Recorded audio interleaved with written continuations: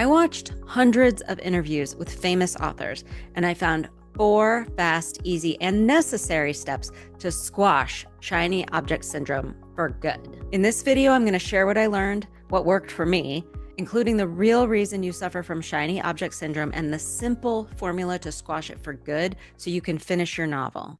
Are you debating whether to keep slogging away on your boring, stalled out novel or start writing something new? This is called shiny object syndrome, the desire to do something new, something different. If you're not careful, shiny object syndrome could be the thing that blows up your entire career author dreams. What do successful career authors know that we don't? Shiny object syndrome plagues every writer, every artist, every entrepreneur, everyone. I'm no exception. But you have dreams and aspirations of someday writing full time. Being a career author requires publishing, and publishing requires finishing writing. I'm Christiane Erwin. I'm a published author. I quit my lucrative tech career to write full time. And now I coach other aspiring authors to do the same. My goal is to help you launch the author career of your dreams. And it all starts with writing your novel. That's going to require overcoming your blockers. But before we figure out how to say goodbye to shiny object syndrome for good, we have to understand where it's coming from. Why do we get stuck on shiny object syndrome? The thing about writing a novel, it's difficult. It just is. It takes a lot of time and focus and dedication. Now, I'm neurodivergent. I have ADHD and CPTSD, so I get distracted very easily. Focus does not come naturally for me. That means I have to trick my brain into being focused. This can feel impossible when I'm watching other writers have success with shiny new genres or tropes or archetypes. My focus starts waning and I have the strong pull of alternate possibilities and FOMO, the fear of missing out. Shiny object syndrome is 100% a career killer. The most important part of any successful career is consistency, doing the same thing over and over again until you see results. Then you measure those results and you double down on the parts that worked, and then you do those things over and over and over again. Shiny object syndrome says, no, screams, what if this other thing were better, easier, faster, more fun, more successful?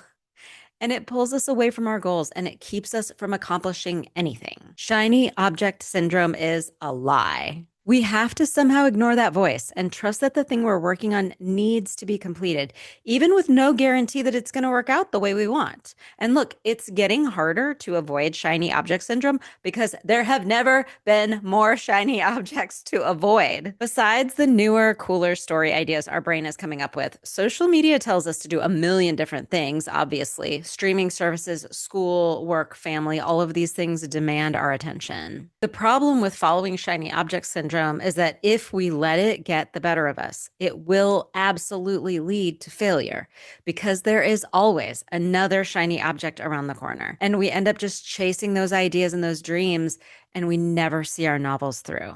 So what's the solution?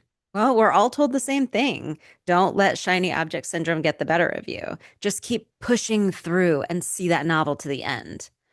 But if you've tried to heed that advice and still ended up like me, feeling more stuck and frustrated than ever before, I have good news. I finally figured out what does work to keep me focused and on track. And it is not hustle and grinding your way through your writing projects. This fast, easy 4-step process will help you focus so you can write a novel all the way through with the same excitement that got you started in the first place. Are you ready? Because when I say this is simple, I mean it's simple. Now, the first step is the most important, but it's also often the most overlooked. Write it down. Whenever you sit down to work on your novel and a new, more interesting idea pops up and interrupts you, it's okay to stop. This is not the time to grind away and push through. From now on, you're going to make Post-it notes your best friend. You're going to keep a stack of them on your desk at all times. And every time a shiny new idea pops up, you're going to write it down. Now, I know this sounds counterintuitive. Like, why would you stop writing your novel when the whole point is to keep writing your novel? But hear me out. I want you to think back for a moment on what it was like to be a little kid with irrational wants and needs. Imagine that your mom is cooking dinner and it smells awful. You already know you do not want to eat it, and you know she's going to make you try just one bite. You look up at her, you tell her, ew, that smells disgusting. I don't want to eat that. Your mom says, I'm making broccoli and beans. And you say, yuck, I want ice cream. And your mom says, we're not having ice cream. And the next thing you know, you're in a fight. Did this make you want ice cream less and make you want that dinner more? No. Why not? Because you're a kid and you want what you want. Kids are impulsive. They have desires that aren't in touch with what's good for them or even what's possible. We all still have that impulsive little kid inside of us that wants to do irrational things. And that's shiny object syndrome. Your inner child wants ice cream while you're cooking broccoli. No wonder you have shiny object syndrome. But here's the thing, even most kids know that telling mom they want ice cream isn't going to work. That doesn't stop them from wanting it or asking for it. They just want mom to know that they don't want it and acknowledge that overcooked, mushy, puke green broccoli is gross. That's why you're going to pause and write down the new idea. You're not going to spend all day on it. You're just going to acknowledge that your brain has a fun new idea, and you're going to validate that idea by writing it down. That same part of your brain that has the idea also knows you can't and shouldn't chase it right this second, but it needs you to at least validate that it's a pretty cool idea. And that's usually enough to quiet the idea generator down so that you can get back to work. And this second step is always underestimated. You could keep a post-it note pile on your desk all day long, but it won't solve the core issue, which is that you're feeling insecure about having good ideas. Shiny object syndrome is often driven by the idea that we're working on the wrong thing, that it won't be successful and we should drop it immediately and work on something else. This is almost never the case. You started writing your novel for a reason, and that reason is still valid, just as valid as all the other cool new ideas you're having, and it needs to be seen through. So we can't just stop at writing the new idea on a post-it note. After you write that idea down, step 2 is to thank your brain. Instead of getting frustrated with yourself for being distracted or chasing after that shiny new idea, you're going to thank your brain for being home to an infinite supply of creativity. The whole reason you came up with that new idea while you were working on your current one is because writing a novel is an inherently creative activity. While you're writing, your brain is in hyper creative mode, thinking up all kinds of cool creative ideas for your novel. It's only natural it would start coming up with things that have nothing to do with your novel, especially if you're feeling stuck on a scene or a chapter. Our brains always look for the path of least resistance. If an idea comes up, the creative part of the brain doesn't really care if it's related. It's just proud of itself for being so brilliant. And here's the thing, if you squash that part of the brain, if you yell at it, if you tell it not to come up with unrelated things, if you berate it or question it, or worst of all, try to silence it completely, this will backfire spectacularly because you will feel even more stuck writing your current novel. Squashing the part of your brain that comes up with a shiny new object will also squash the part of your brain that comes up with ideas for your current object. So the best thing to do is to listen to that part of your brain with full attention. Write down its silly little or maybe brilliant new idea and then thank it. Thank your brain for being an idea machine that's here to bring you cool, awesome ideas for the long haul so that you can not only finish this novel, but write another and another and another and another. Now, listen, I know the language of empathy doesn't come naturally to all of us.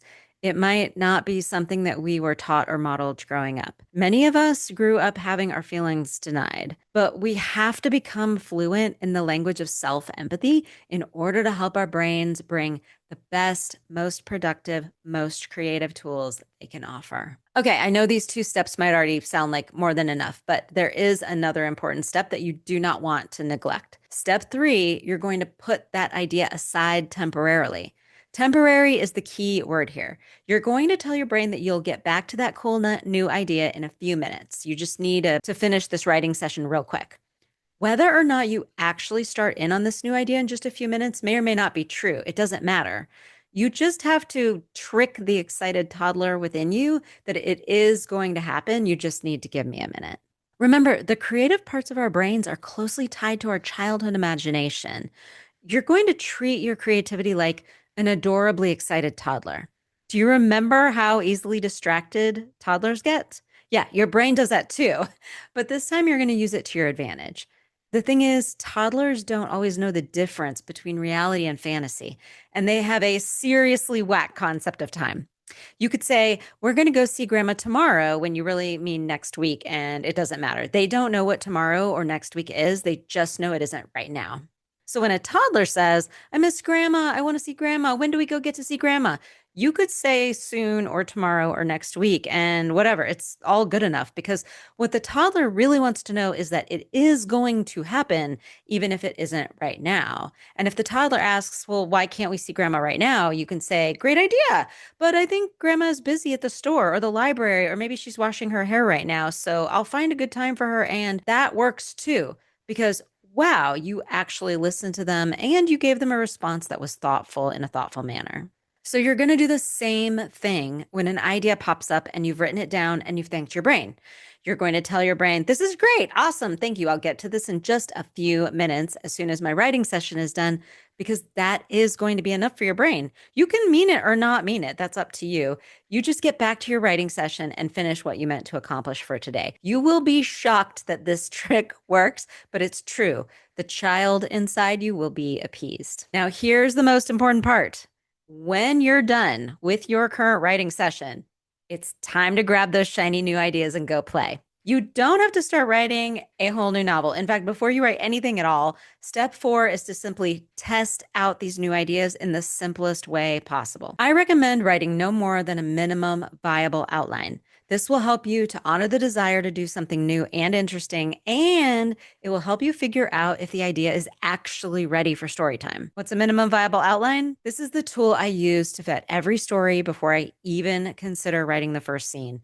It's like a test of sorts to make sure I have the basics in place, because my shiny object syndrome tends to come up with plot devices, not actual story ideas. A minimum viable outline includes a main character with an external goal, an internal challenge, and a quirk, 3 obstacles on the way to their solution, and an explosive confrontation where they either fail or succeed at getting what they want. The best part about the minimum viable outline strategy is that you're going to have this stack of Post-it notes full of ideas, and your MVO is going to put those ideas to the test. Some of them are going to be really cool, really amazing ideas that are totally ready for prime time.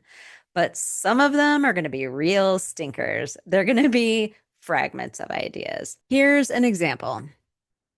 This Post-it note says, new homeowner finds skull in mud while planting garden. Okay, so this is an idea for sure, but it isn't a story. It's a fragment. It's a scene.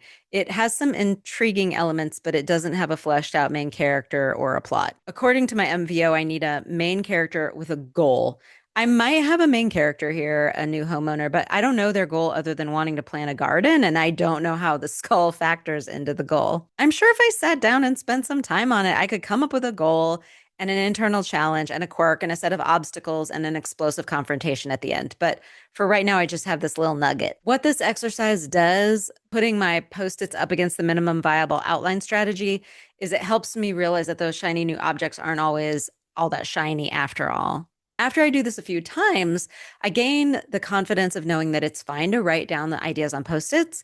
It's fine to thank my brain for the creativity. It's fine to promise I'll look at them later. But these really are the ideas of an excited toddler and not much more. And the beauty of that is that I can rest assured that the novel I'm working on, for which I already have a minimum viable outline and a chapter outline and character personas and other tools that help me write a novel in as little or sometimes less than 60 days, this novel is the right path for me to be on right now, not this shiny little idea. And that further increases my confidence in not only my writing, but the project I'm working on and that I know I want to see through to the end. You can find a template for the minimum viable outline and instructions on how to implement this strategy in my free workbook, Conquer Writer's Block in 5 Days, at the link in my bio, or you can find it below in the description. You can also find it at electrifiedwriters.com. Let me know in the comments if you've tried any of these steps and how they're working for you. And until then, happy writing.